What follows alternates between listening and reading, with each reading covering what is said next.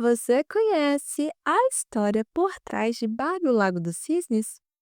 A Rússia Imperial, onde o balé estreou, era uma nação fascinada pela cultura europeia ocidental, especialmente pela França, e desejava alcançar um novo nível de refinamento artístico.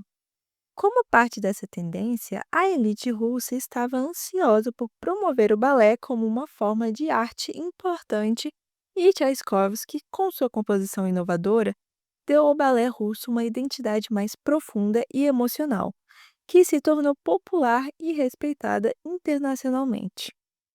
Para o Lago dos Cisnes, o libreto foi baseado em lendas europeias sobre pessoas se transformando em pássaros, mais especificamente as donzelas cisne, que apareceram principalmente no folclore e mitologia nórdicos e germânicos.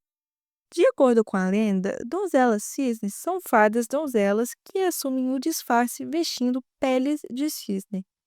Quando trocam de pele, revelam-se belas jovens mulheres.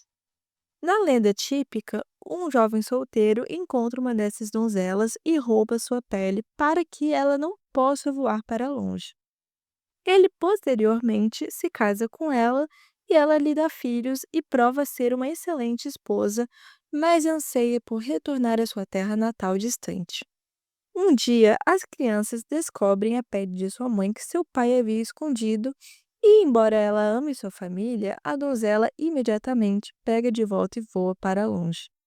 Em algumas versões, ela nunca retorna, mas em outras, seu marido tem a chance de encontrá-la e trazê-la de volta. Tchaikovsky compôs a obra em uma época em que o balé romântico estava florescendo e o público europeu apreciava histórias que evocavam temas sobrenaturais e trágicos. O objetivo de Tchaikovsky era criar um balé que contasse uma história de contos de fada, como os balés românticos do início de meados do século XIX, com o enredo de uma mulher sobrenatural se apaixonando por um homem mortal que terminou em tragédia. O Lago dos Cisnes fez sua estreia mundial em 1877. A estreia foi amplamente considerada um fracasso, mas esse não foi realmente o caso. A reação do balé foi, na melhor das hipóteses, morna, e alguns criticaram os dançarinos, a orquestra, a decoração e as partituras de Tchaikovsky, que consideraram muito barulhenta, muito sinfônica e muito complicada para o balé. No entanto, foi a coreografia de Heisinger que recebeu as críticas mais duras, que muitos consideraram sem imaginação, mas houveram alguns que viram potencial para esse novo espetáculo, e especialmente a partitura de Tchaikovsky, o que fica claro pelo fato de que o balé permaneceria no repertório de Moscou por 6 anos. No entanto, essa não foi a reação que o sensível Tchaikovsky esperava e foi o próprio compositor que considerou seu primeiro balé um fracasso. Na produção de 1877, Odete é uma criatura sobrenatural, filha de uma fada boa e de um cavaleiro mortal, mas seu pai destruiu sua mãe. Após a morte de sua mãe, seu pai se casou novamente, dessa vez com uma feiticeira má que odiava Odete e tentou matá-la, mas seu avô materno a acolheu. Enquanto seu avô lamentava a perda de sua filha, suas lágrimas formaram um lago, e aí está a origem do nome Lago dos Cisnes. E ele foi para um lugar na parte mais profunda da floresta e escondeu Odete das pessoas. Ele então lhe deu total liberdade para se divertir, permitindo que ela e suas amigas se transformassem em cisnes durante o dia e à noite retomassem sua forma feminina. No entanto, sua madrasta persegue ela e suas amigas disfarçada de uma enorme coruja e Odete é protegida apenas pela coroa mágica que ela usa, que lhe foi dada por seu avô. No primeiro ato, o príncipe Siegfried celebra sua maioridade bebendo em um parque de um castelo medieval alemão, acompanhado de amigos e o cavaleiro Beno. Mas a festa é interrompida pela chegada da princesa regente, mãe de Siegfried, e ela informa que o príncipe deve escolher uma noiva em um baile no dia seguinte, o que Siegfried relutantemente aceita. Ao final, Beno avista cisnes voando e sugere uma caçada, encerrando o primeiro ato. O segundo ato ocorre em um lago em meio da floresta, cercado por ruínas de uma capela.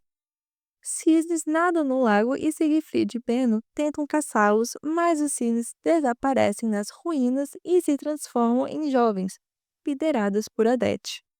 Ela conta que é filha de uma falha em um cavaleiro, mas foi amaldiçoada por sua madraça, que a transforma em cisne durante o dia. Protegida por uma coroa mágica dada por seu avô, Odete só se libertará ao se casar. Siegfried se apaixona por ela, mas ela desconfia dele, dizendo que ele será influenciado pelas mulheres que comparecerão ao baile na noite seguinte. Então ele a convida para o baile e promete escolhê-la como noiva. E Odete corresponde, mas teme a sua madrasta. Ao amanhecer, ela e as outras jovens voltam a ser cisnes enquanto a coruja voa sobre o lago. No terceiro ato, o baile no castelo começa com a chegada de nobres e suas filhas, apresentadas como os possíveis noivas para Siegfried. No entanto, ele rejeita todas. Von Hotpart e sua filha Odile chegam e Siegfried confunde Odile com Odete, encantando-se por ela. Ignorando os avisos do Beno sobre ela não ser Odete, ele declara amor eterno a Odile, escolhendo-a como noiva. Nesse momento, Von Hotpart revela sua verdadeira forma demoníaca, Odile ri e um cisne com uma coroa aparece na janela. Percebendo seu erro, Siegfried foge em direção ao lago. No quarto ato, de volta ao lago, as donzelas cisnes aguardam Odete. Ela retorna arrasada contando sobre a traição de Siegfried. Apesar do consolo de suas amigas, Odete decide encontrá-lo uma última vez. Siegfried chega implorando perdão, mas, tomado pelo egoísmo, arranca sua coroa mágica e a joga no lago. Isso condena Odete, que morre em seus braços enquanto o lago transborda e os engole. Ao amanhecer, o lago se acalma e os cisnes reaparecem enquanto a madraça de Odete triunfa. Mas a peça só se tornou uma referência para o balé clássico a partir de uma segunda montagem, encenada em São Petersburgo em 1895, depois da morte de Tchaikovsky, com uma nova coreografia elaborada por Marius Petipa e Lev Ivanov. Lembram dessa dupla lá do Balé de Quebra-Nozes? Modest Tchaikovsky, irmão do Tchaikovsky, foi chamado para fazer as mudanças necessárias no libreto e o resultado foi uma história bem diferente da original, mas manteve seus elementos-chave. A história era agora mais um conto de fadas do que a história romântica que Tchaikovsky pretendia.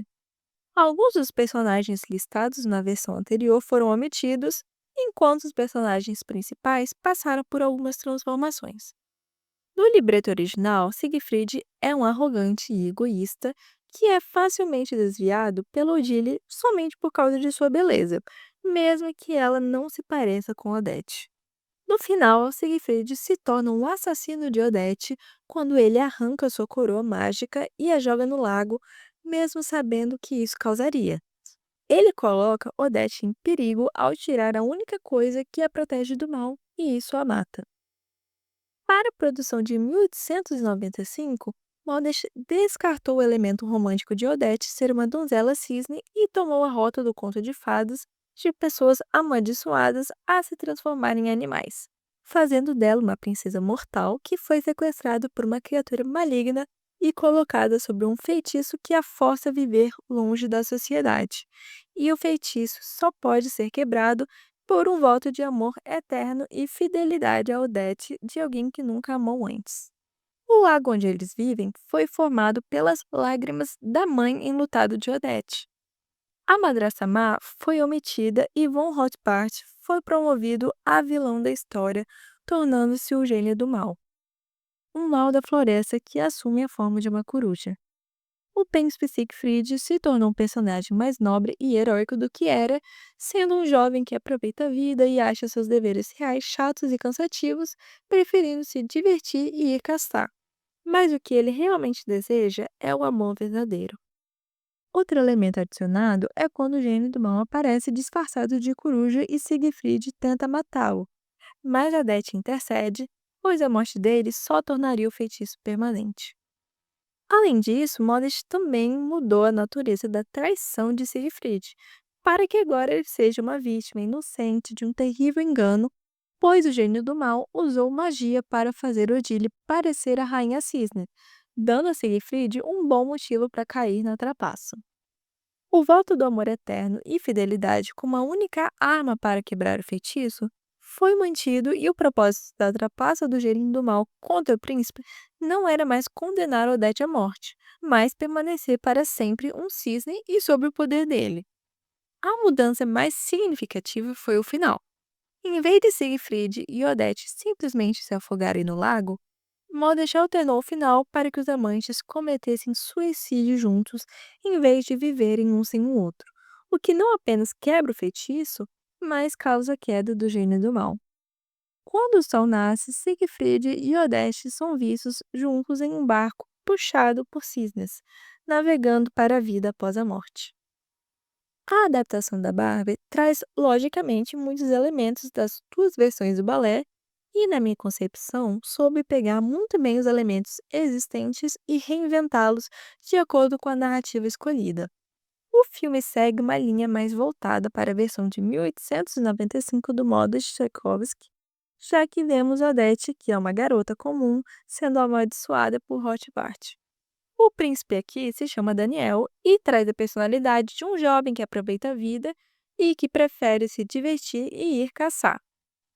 Mamãe, você sabe que eu vou me casar um dia, mas antes eu quero fazer muita coisa, explorar, viajar. Você fará isso depois dos meus netos. E tenho que comentar aqui que esse príncipe é o primeiro que vem com um glow up, porque os outros até então eram levemente prejudicados. Ele aparece caçando com seu amigo, o que remete à história original em que o príncipe também tem um amigo, que é o Beno, e traz o elemento da fada, também dessa mesma versão, só que reinventado, porque aqui ela é uma rainha da floresta, encantada e prima de Rothbart.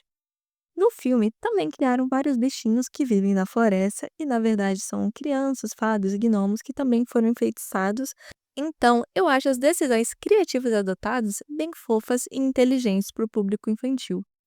É muito legal também como eles aproveitam a ideia da coroa da Odete, que, como eu mencionei, tinha importância na primeira versão, pois a protegia do mal.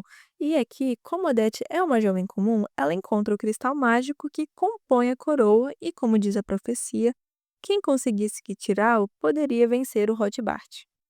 Aqui, Hotbart e sua filha Odile também são aves, mas não corujas, e são realmente mais intimidadores assim.